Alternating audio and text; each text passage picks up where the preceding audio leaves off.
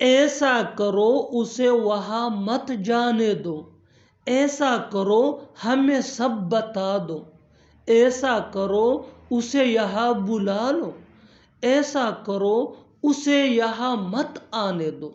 इन जुमलों को गौर से देखो। ऐसे जुमले हम अपने डे टू डे लाइफ यानी रोज़मर्रा ज़िंदगी में रोज़ बोलते या सुनते हैं। ऐसे जुमले हमें रोज़ बोलने या सुनने को ज़रूर मिलते हैं अपने डे टू डे लाइफ में। इन जुमलों में हम कह रहे हैं ऐसा करो, यानी हर सेंटेंस में ऐसा करो बार बार रिपीट हो रहा है। इसके लिए आपको यूज़ करना होगा इंग्लिश में do one thing.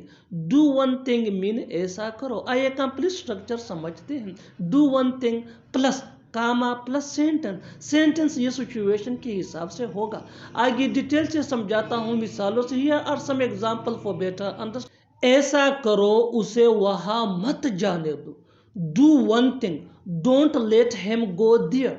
Do one thing, don't let him go there. ऐसा करो हमें सब बता दो।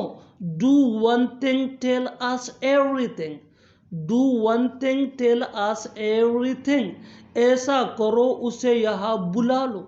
Do one thing, call him here.